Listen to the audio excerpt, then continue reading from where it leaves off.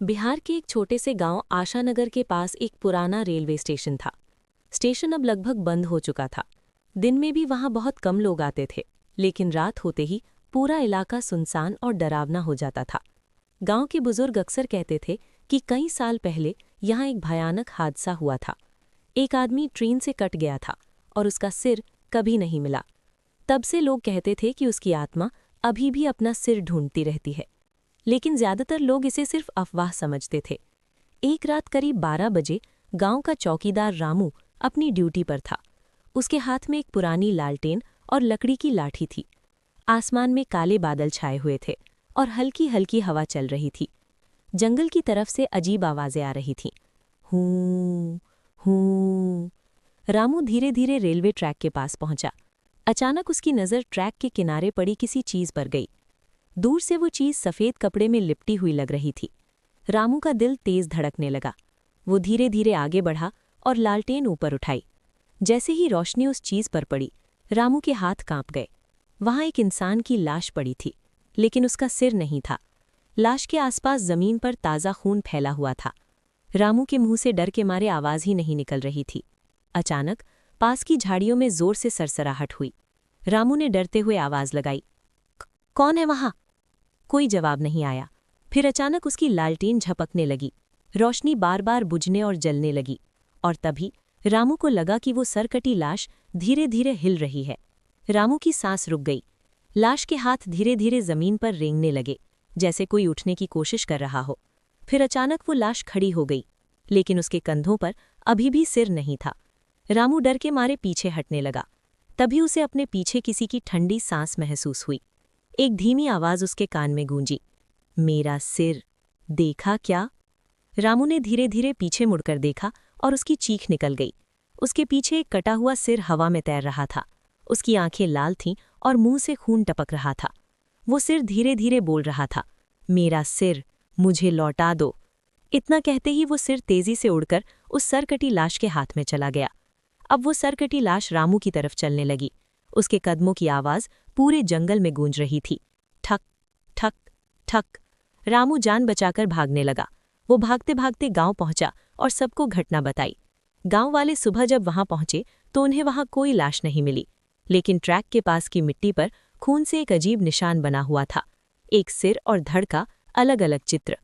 उस दिन के बाद से लोग कहते हैं कि रात के समय उस स्टेशन के पास अगर कोई अकेला जाए तो उसे अंधेरे में एक परछाई दिखाई देती है, एक सरकटी लाश जो अपने हाथ में सिर लेकर धीरे धीरे चलती है, और फिर वही आवाज सुनाई देती है, मेरा सिर देखा क्या?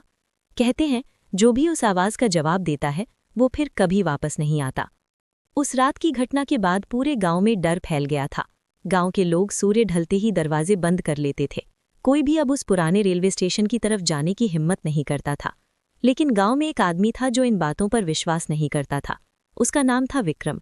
वो शहर से पढ़ाई करके गांव लौटा था और उसे भूत प्रेत की कहानियां सिर्फ अंधविश्वास लगती थी। रामू चौकीदार ने उसे पूरी घटना बताई। रामू कांपती आवाज में बोला, विक्रम बाबू, मैंने अपनी आंखों से देखा था, सरकटी लाश मेरे सामने खड़ी थी। विक्रम हंस पड़ा, रामू काका, रात का अंधेरा और डर इंसान को बहुत कुछ दिखा देता है। आज रात मैं खुद वहां जाऊंगा। गांव वाले उसे रोकते रहे, लेकिन विक्रम नहीं माना। उस रात 1 बजे विक्रम टॉर्च और कैमरा लेकर उस पुराने रेलवे ट्रैक की तरफ निकल पड़ा। आसमान में बादल थे, चांद बार बार बादलों के पीछे छिप रहा था। चारों तरफ सन्नाटा था। अचानक हवा ठंडी हो गई। विक्रम को लगा जैसे कोई उसे पीछे से देख रहा हो। उसने मुड़कर देखा, कोई नहीं था। वो ट्रैक के पास पहुंच गया, वही जगह जहां रामू ने लाश देखी थी। अचानक उसकी टॉर्च अपने आप झिलमिलाने लगी। फिर उसे जमीन पर कुछ दिखाई दिया। मिट्टी पर खून के सूखे निशान थे और उन निशानों के बीच में एक पुराना लोहे का लॉकेट पड़ा था। विक्रम ने उसे उठाया। लॉकेट खोलते ही अंदर एक पुरानी फोटो थी, एक आदमी जिसकी गर्दन पर बड़ा सा कट का निशान बना हुआ था। तभी अचानक पीछे से कदमों की आवाज आई, ठक ठक ठक। विक्रम ने टॉर्च पीछे घुमाई और उसका दिल जोर से धड़कने लगा। अंधेरे में एक आकृति धीरे धीरे उसकी तरफ आ रही थी। वो एक आदमी का शरीर था, लेकिन उसका सिर नहीं था। उसके हाथ में एक कटा हुआ सिर था। सिर की आंखें खुली हुई थीं और सीधे विक्रम को देख रही थी। सिर के होठ हिले, तुम मेरा सिर लेकर आए हो? विक्रम के हाथ से लॉकेट गिर गया।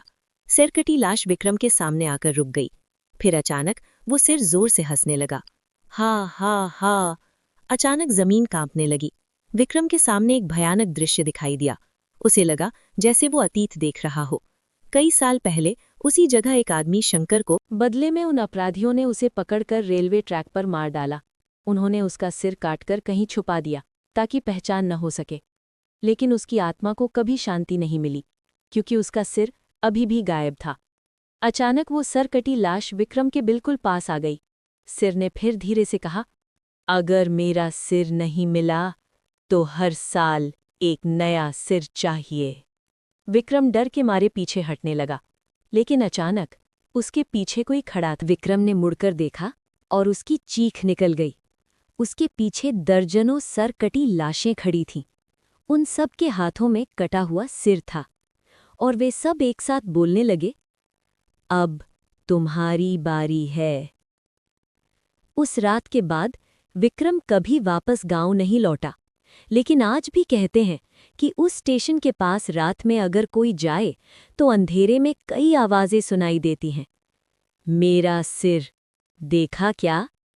और कभी-कभी रेलवे ट्रैक पर एक नया सिर पड़ा हुआ मिलता है। विक्रम के गायब होने के बाद पूरा गांव डर के साए में जीने लगा। पुराने रेलवे स्टेशन के पास अब कोई जाने की हिम्मत नहीं करता था। लेकिन समय बीतता गया। करीब 10 साल बाद शहर से एक पुलिस अधिकारी गांव में आया। उसका नाम था इंस्पेक्टर अर्जुन। अर्जुन दरअसल विक्रम का छोटा भाई था। विक्रम के अचानक गायब होने का रहस्य उसे हमेशा परेशान करता रहा। इसलिए उसने ठान लिया था कि वो सच का पता लगाकर ही रहेगा। गांव पहुंचते ही उसने सबसे पहले चौकीदार रामू से बात की। रामू अब बूढ़ा हो चुका था। उसकी आंखों में डर साफ दिखाई देता था। रामू ने कांपते हुए कहा, बेटा, उस जगह मत जाना, वहां इंसान नहीं बचता। लेकिन अर्जुन नहीं माना। खौफनाक रात। उस रात 2 बजे अर्जुन अपनी जीप लेकर पुराने रेलवे स्टेशन पहुंच गया। आसमान में काले बादल थे, बिजली चमक रही थी। पूरा इलाका भयानक सन्नाटे में डूबा था। अर्जुन टॉर्च लेकर ट्रैक की तरफ बढ़ा।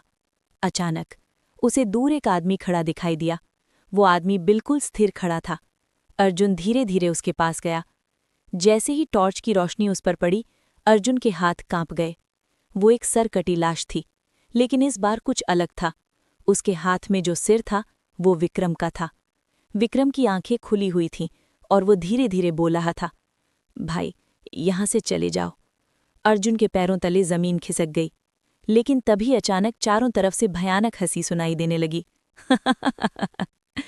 अर्जुन ने टॉर्च घुमाई और जो उसने देखा उससे उसका खून जम गया। चारों तरफ सैकड़ों सरकटी लाशें खड़ी थीं।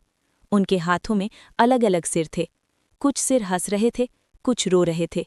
अचानक वो पहली सरकटी लाश अर्जुन के बिल्कुल पास आ गई। उसके हाथ का सिर धीरे से बोला, हम सब यहां फंसे हुए हैं। अर्जुन ने डरते हुए पूछा, क्यों? तभी अचानक जमीन फटने लगी। ट्रैक के नीचे से एक कंकाल जैसा आदमी बाहर आया। उसकी आंखें आग की तरह चमक रही थीं। वो वही आदमी था, शंकर। लेकिन अब वो इंसान नहीं रहा था, वो एक भयानक आत्मा बन चुका था। उसने जोर से कहा, जिसने मेरा सिर छुपाया उसकी सजा पूरी दुनिया भुगतेगी। अचानक अर्जुन को याद आया कि गांव के पुराने रिकॉर्ड में लिखा था कि उस हत्या में कुछ गांव वाले भी शामिल थे और उनमें से एक का नाम था रामू चौकीदार। आखिरी सच्चाई। रामू ने ही अपराधियों की मदद की थी और शंकर का सिर जंगल में छुपा दिया था। तभी अचानक पीछे से आवाज आई, अब बहुत देर हो चुकी है। अर्जुन ने मुड़कर देखा। रामू वहां खड़ा था। उसकी आंखें डर से भरी थीं। मैंने गलती की थी, मुझे माफ कर दो। लेकिन अचानक शंकर की आत्मा जोर से चिल्लाई, अब कोई माफी नहीं। एक तेज हवा चली और अचानक रामू का सिर उसके शरीर से अलग होकर जमीन पर गिर गया।